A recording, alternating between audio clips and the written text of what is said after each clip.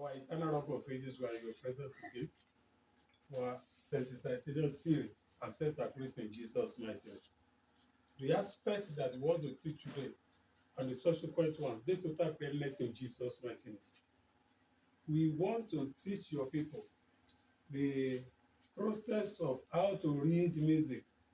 Father, give us understanding in Jesus' mighty name.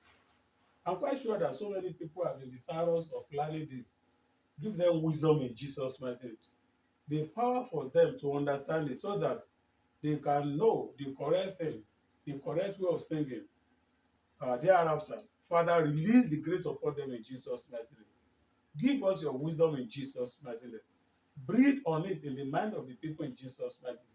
So that at the end of the day, all glory shall be unto you and its blessing will be ours. In Jesus' mighty name, we are praying. We are welcome to our music lesson today. The sensitization continues, but we are starting a new phase in our sensitization series today. Some people have been desirous of knowing how to read music or how to play the organ, but for some reason, maybe for lack of time or whatever, they have not been able to achieve that feat. The Lord laid it onto my heart that I should teach the people the rudiment of music. Although the class we want to have now, I'm not saying that it will make you a music pro. No, it's just a rudiment, as the name implies. You want to know the rudiment of music, that is from the definition to how to be able to transcribe from music manuscript. And this lesson will continue even beyond the level of rudiment of music. That's why we are starting another journey today that will take us a few weeks, if not months, for us to complete. This is the first aspect, the first part of our rudiment of music. And before we go into it, let me advise the people that music generally is not very difficult. And at the same time, I want to advise that you don't take it with levity. That I say that it's not difficult does not mean that, oh, after all, it is not difficult. Yes, it is not difficult. But something is what you call it by yourself. If you say something is difficult, I pray that that person will be able to understand it. But by the time you face it with the whole rigor in you, even if it is difficult on the face of it, the fact that you have visited that thing with vigor. Philippians chapter 4 verse 30 says, I can do all things through Christ which strengthens me. When we have that philosophy, when we have that biblical background, nothing is difficult for us. I am a living example of that scripture. Initially, I am nowhere to be found, but by the grace of God and by the virtue of Philippians chapter 4 and verse 13, the Lord has helped me a great deal as far as music is concerned. And I know that the same God that did my own can do your own. And in fact, He will do your own. You will know it this time around. I know that some people have been approaching me for them to know it. They will start with the old vigor in them. But the zeal will be dying gradually and gradually down until you don't discover that you don't see them again. But the advantage that this lesson will give you, or lessons generally will give you, is that you have the opportunity of replaying the YouTube particular message that you like. You replay it, unlike the classwork that will not wait until the time runs out. But you can pick the message, pick the lesson, download it if you like. Then you can be playing it back. You can play it back as many times as possible until you get the concept. So, like I said, that It is not difficult as it is, but don't hold it, don't handle it with levity. Just make sure you face with it just seriously. In academics, in the maybe in the university, or even before university education, there are certain courses that will say there is no way for you. What do I mean by that? They will appear so difficult that if you have your way, you will want to avoid that course. Unfortunately, such courses are core courses. And the definition of a core course is that you must register for it. Not only registering for it, you must pass it as a compulsory requirement for your graduation. So if you can have that one in the academic, well, I wouldn't see music as anything that difficult. What am I saying? I'm not saying that it's not demanding our effort, but just let us face it with the whole vigor that we have in us, and at the end of the day, the end will justify the means. I want to advise everybody, especially those people that are choir leaders or choir masters or whatever, and those people that are interested in knowing the rudiment of music, to pay particular attention to all the series that we have. Like I said, this will be the first part of this rudiment of music under our music sensitization. And I know that the Lord will give you grace to master it in Jesus' mighty name. As much as possible, and we simplify the concept. Like I said, I don't expect this lesson that I want to start now to make you a pro. No, no. But at least you can become a pro by the time you follow all the processes that we explain the concept, but not the concept itself that will make you a pro, but your efforts in carrying out every exercise that we mentioned in it will make you a pro. And whether you are a pro or whatever, all that matters to us in our ministry is that because our focus is to bring back the glory of church music. Where some of this music have been bastardized. By the time we correct music, especially by the time I correct music, people will be wondering, what is this man correcting again? But by the time you know it yourself, they just look for the piece.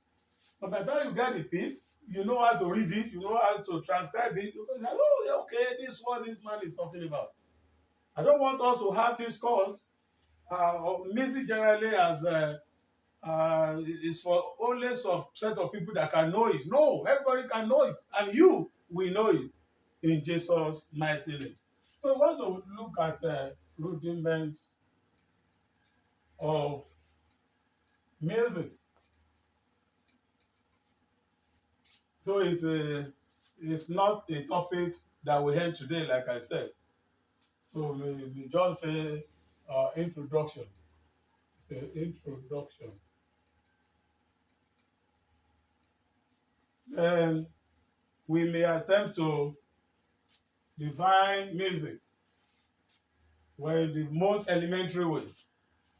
Then say what is music. So music can be defined as a collection of melodious sound, a combination of melodious sounds in a way that is agreeable to the ears. A combination of melodious sounds in such a way that it is agreeable to the ear. That's why I say combination of melodious sounds. The sound we are talking about there is the musical sound, not any other sound. Looking at a sound. We don't mean the gravel, we don't mean the hard surface. But the sound that we are talking about here can be referred to, can be of two types. We have pleasant sound and we have unpleasant sound. The reason I want to tell you this too is that I have just said that it's a combination of melodious sounds in such a way that is agreeable to the ear. Well, sound could be pleasant and sound could be unpleasant. But when we are talking of the type of music we are about looking at now, of course, we are not looking at the unpleasant sound. We are trying to look at the pleasant sound. Then when we talk of pleasant sound, we are saying that it devoid of noise. Or pleasant sound can be mere noise. It can be mere noise. That's a pleasant sound. When you hear noise, especially when you go to the market, what you have in the market is a complete example of a noise. Everybody will be doing his own. But if you can capture the people in the marketers and the customers one by one, you will know they are making sense. But unfortunately, when the things are chorused, it is a noise. You don't even hear what anybody is saying. And that is why we are saying that we are concerned about the pleasant sound and not the unpleasant sound. Then the musical sound that we are talking about, this musical sound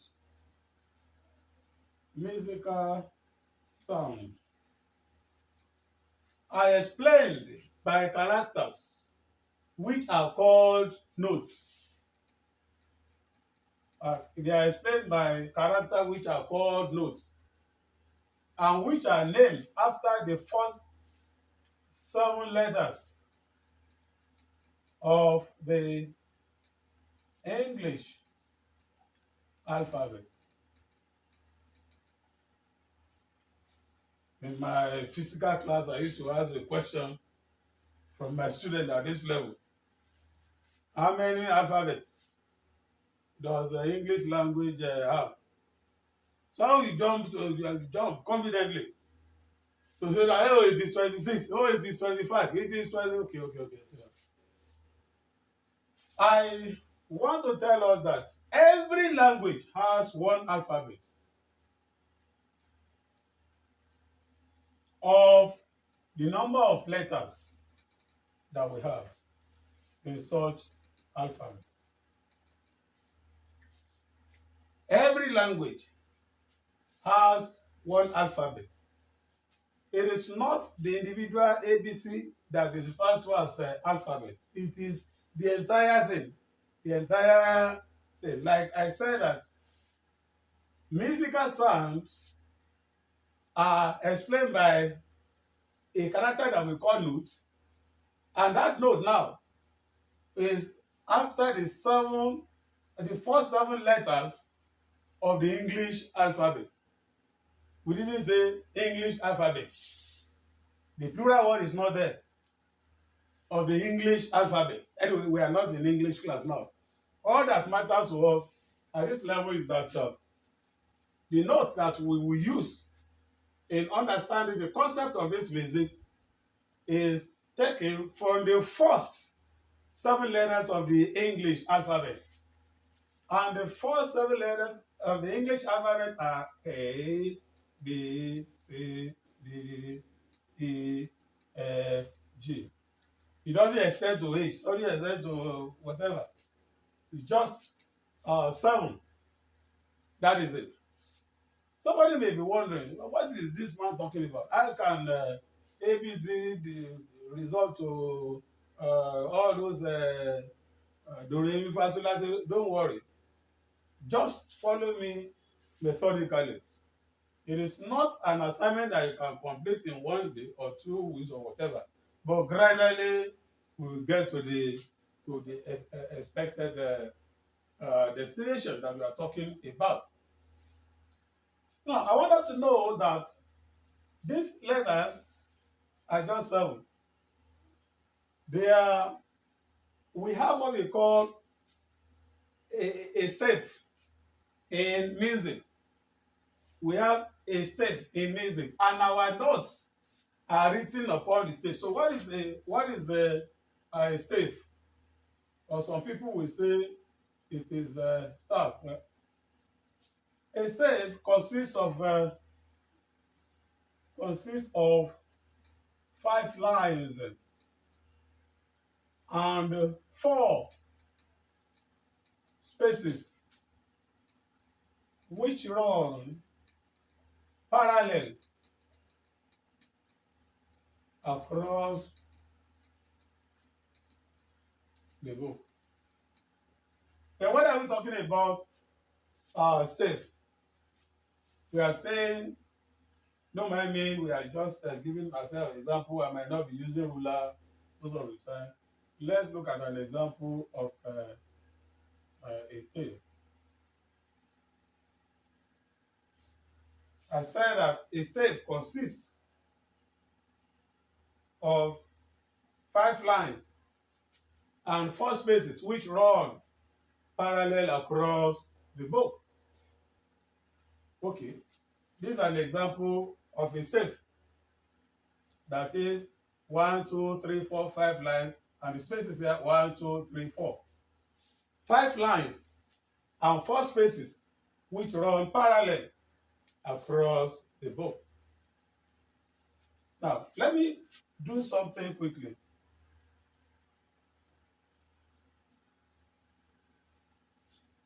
When you look at this diagram again, you will know that it is another stave. And let me now ask a question. What makes this different from the, I'm not talking of what the size now. One is smaller than the other. Like this one is smaller than, but I'm not talking of the size now. The structure of this stage, they are the same thing. Now, I want us to know that when we want to start doing our elementary music, we need 2 of these notes, one upon the other one. Now, the next thing is that if we need 2, this is 1, this is 2. Then what is now the difference between this one and this one? What is the difference between this one and this one? The difference between this one and this one will be explained by what we call clefs. It will explain by what that is the clef that is placed on one will let us know the stave that we are talking about. Currently, this one is just a stave. This is a stave. And when we are looking at clefs, we have what we call treble clef. We have what we call bass clef. Don't mind that this thing is written B-A-double-S. It is not bass clef, it is bass clef. But we have some other clefs. We have some other clefs apart from these 2, which is maybe you can say tenor clef, alto clef. But if we have a way, we will get to the destination of this tenor clef, alto clef. But as far as this ordinary rudiment of music is concerned, we need to concern ourselves with treble clef and bass clef. How do we now distinguish one stave from the other? Having mentioned that we have 2 clefs, which one will be treble clef here? Which one will be bass clef here? But before I go to that one, let me complete this exercise here. I've not completed this exercise. I said that a stave consists of 5 lines and 4 spaces, which run parallel across the book.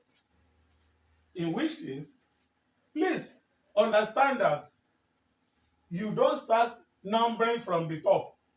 You start numbering from the bottom. This 1, 2, 3, 4, 5.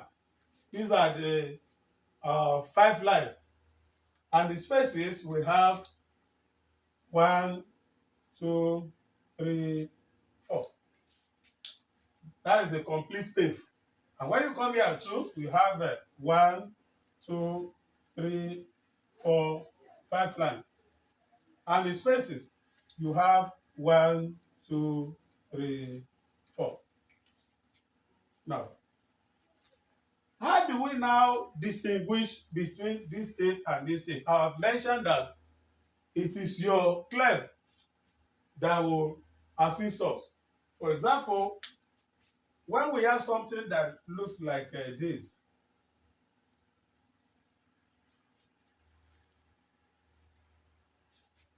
that's the sign of our treble clef.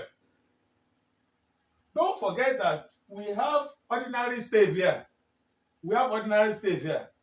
Without the inclusion of this one, this will have just been a stave.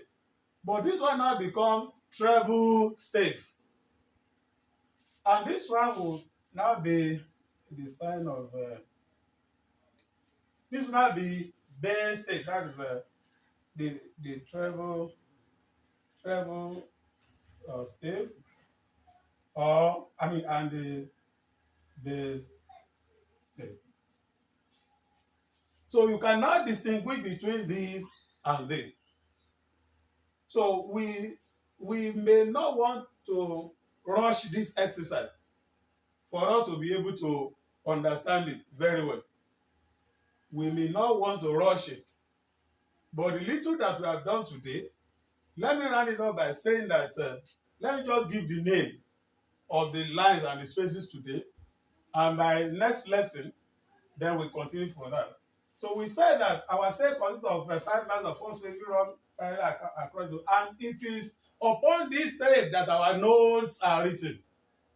Our notes are written. Don't forget, I've mentioned notes are explained by the first 7 letters of the English alphabet. How do we now write this note on this line? And for the treble clef, the first one is known as I wouldn't know whether I should write another one. Okay, since you have the opportunity of repeating this thing, we have E, J, B, D, F. E, G, B, D, F. Some people would like to use an acronym. Every good boy deserve maybe Fanta or food, or let's say food, because not everybody will like food. Every good boy deserves, that was the last one, food. Don't forget that I said that you are starting from the bottom.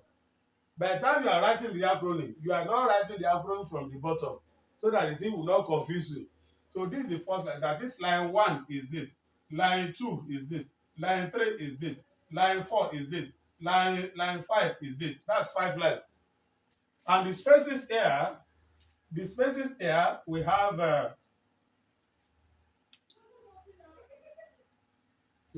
F, A, C. That is the first phase. The first space is F. The second space is A. The third space is C, and the fourth space is E. You can get this one easily by the facial appearance, face. And for the bass clef, be very careful. It's not the same arrangement. There is a little bit of change there. So this one started from E.